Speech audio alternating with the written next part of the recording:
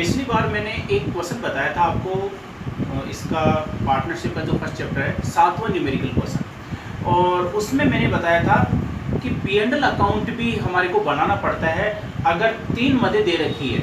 3 मदों में से कोई भी एक मद, जैसे ऋण पर ब्याज, एक है आपके मैनेजर का कमीशन और एक है बिल्डिंग का किराया। तो बिल्डिंग का किराया, ऋण पर ब्याज और मैनेजर का कमीशन, इनमें से तीनों में से अगर कोई भी मद दे रखी है तो उसको हम P&L एप्रोप्रिएशन में नहीं दिखाते, उसको हम दिखाते हैं P&L अकाउंट। तो पहले उसको P&L अकाउंट में दिखाते हैं, फिर जो शेष लाभ बचता है फिर उसको P&L एप्रोप्रिएशन में दिखाते हैं, फिर बाकी मदें फिर साझेदारों को जो मिलता है वो हम इसमें दिखाते हैं। तो 7वां क्वेश्चन किया था और इसी पैटर्न का आपके 13वां न्यूमेरिकल क्वेश्चन है। तो मैं आपको थोड़ा सा बता देता हूँ, सोल्व आपको करना है।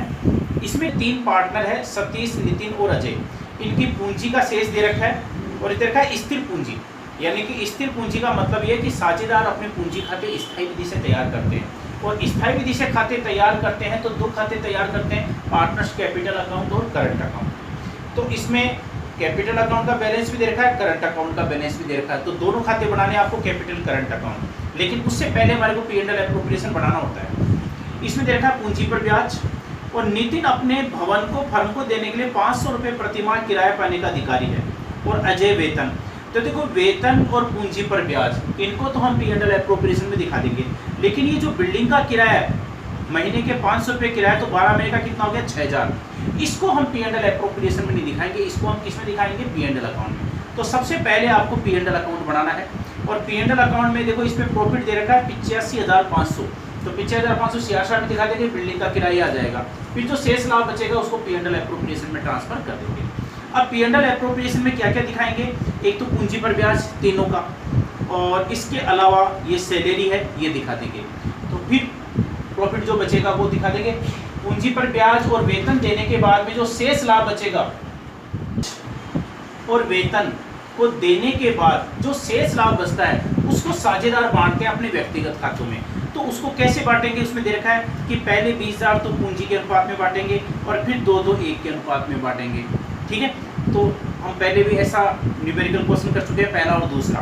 ठीक है, तो और उसके बाद ये तो आप पहले P&L अकाउंट और P&L एप्रोप्रिएशन अकाउंट बनाओगे, उसके बाद में पार्टनर्स कैपिटल अकाउंट और करंट अकाउंट दोनों बनाने पड़ेंगे। तो ये क्वेश्चन आपको सोल्व करना है।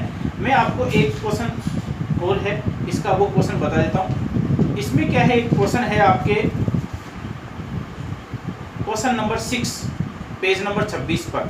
इसमें दे रखा है 2 पार्टनर है X और Y, 3-2 के अनुपात में लाभ को बांटते हैं, और इनकी पूंजी दे रखी है 3 लाख और 2 लाख।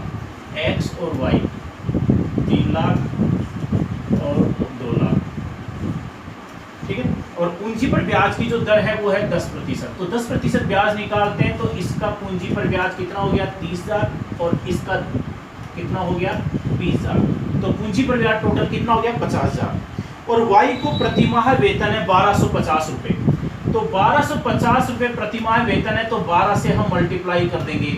12 से अगर हम मल्टीप्लाई करते हैं तो ये आपका वेतन है, ये कितना हो गया, 15,000 रुपये। तो 50,000 रुपये तो पूंजी पर ब्याज, 15,000 रुपये वेतन, आपके कितना हो गया, 65,000 हो गया।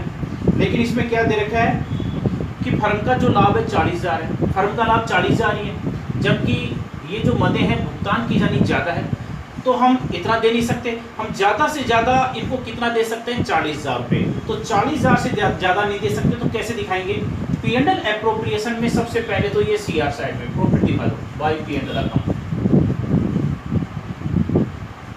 नेट प्रॉफिट है आपके 40,000। अब इसमें देखो पूंजी पर ब्याज इनका 30,000 और 20,000 50,000 बन रहा है, जबकि प्रॉफिट तो केवल 40,000 ही है। तो हम क्या करेंगे, और वेतन जो है वो 15,000 ही है, तो वेतन तो हम पूरा दे देंगे, क्योंकि वेतन कम है सैलरी, और सैलरी जो है वो इसमें किसको दी जा रही है, Y को। तो पहले Y की सैलरी दिखा देंगे, 1250 × 12 कितना हो गया, 15,000 रुपये। तो सैलरी तो हम पूरी दे देंगे। 40,000 में से 15,000 तो सैलरी दे दी, तो शेष राशि है वो कितनी बची, 25। अब पूंजी पर जो ब्याज है वो ज़्यादा से ज़्यादा हम कितना दे सकते हैं, 25,000 दे सकते हैं, जबकि वैसे हमारा पूंजी पर ब्याज 30,000 50,000 30,000 और 20,000 बनता है। तो हम क्या करेंगे, अगर लाभों की राशि कम पड़ती है तो पूंजी पर ब्याज जितना बढ़ता है उसका रेशियो निकाल लेंगे। देखो पूंजी पर ब्याज x का 30,000 होता है और y का 20,000 होता है। इनका अगर हम रेशियो निकालते हैं तो क्या आ गया, 3 और 2। तो 25,000 को हम क्या करेंगे, 3 और 2 के अनुपात में डिवाइड कर देंगे। तो 3/5 तो 15,000, ये तो किसका आ जाएगा, x का आ जाएगा। ऐसे y का निकाल लेंगे 5, 10,000, ये 10,000 किसका जाएगा, y का जाएगा। तो सैलरी और पूंजी पर ब्याज, इंटरेस्ट ऑन कैपिटल, x और y। तो x का तो पूंजी पर ब्याज है वो कितना हो गया, 15,000, और y का कितना हो जाएगा, 10,000। इस प्रकार से आपके ये 25,000 है। तो ये P&L एप्रोप्रिएशन अकाउंट इस प्रकार से कर रहेगा। तो ये था जो मैंने आपको क्वेश्चन बताया, इसका न्यूमेरिकल क्वेश्चन नंबर 6। तो इसमें ध्यान रखना है कि अगर लाभों की राशि कम है तो पूंजी पर ब्याज है अगर ज़्यादा बढ़ता है तो पहले अगर कोई सैलरी वगैरह कम पड़ती है तो वो दे देंगे, और अगर केवल पूंजी पर ब्याज ही होता केवल, तो 40,000 को हम क्या करते हैं, 3-2 के अनुपात में बांटते। ठीक है, तो ये क्वेश्चन आपको सोल्व करना है। और एक जो 13वां जो न्यूमेरिकल क्वेश्चन है जो मैंने बताया था आपको, उसको सोल्व करना है। पैटर्न मैंने आपको बता दिया है। तो उसमें P&L अकाउंट, पहले P&L अकाउंट बनेगा, उसमें फिर P&L एप्रोप्रिएशन अकाउंट बनेगा, फिर साझेदार अपने पर्सनल अकाउंट बनाएंगे तो पार्टनर्स कैपिटल अकाउंट और करंट अकाउंट दोनों बनेंगे। कैपिटल अकाउंट में कैपिटल का बैलेंस आएगा और कोई मदद नहीं आएगी, और करंट अकाउंट में पहले करंट अकाउंट का बैलेंस दे रखा है क्वेश्चन में, पहले वो दिखाएंगे। डेबिट से है तो डेबिट साइड में, क्रेडिट है तो क्रेडिट साइड में, और साझेदारों का जो वेतन, कमीशन, पूंजी पर ब्याज वो सब उसी के अंदर दिखाएंगे। देखो 13वां जो आपकी न्यूमेरिकल क्वेश्चन है, P&L अकाउंट में हम प्रॉफिट है 6,500 दिखा देंगे, बिल्डिंग का किराया 6,000 दिखा दिया, तो 6,000 पे देने के बाद में शेष लाभ वो कितना बचा, 79,500। तो P&L एप्रोप्रिएशन में आप कितनी राशि ट्रांसफर करेंगे, 79,500। ठीक है, P&L अकाउंट आपके इतना ही बनेगा। अब जब हम बनाएंगे ये P&L एप्रोप्रिएशन अकाउंट, तो इसमें क्या करेंगे, जो बाकी मदें हैं वो हम उसी के अंदर दिखा देंगे। उसके अंदर हम क्या करेंगे, आपके इसमें जो राशि है वो तो कितनी दिखा देंगे, 79,500। तो 75,500 नहीं दिखानी है। अब इसमें हम जो साझेदारों को क्या क्या दे रहे हैं, इसमें पूंजी पर ब्याज है और वेतन है वो दिखा देंगे,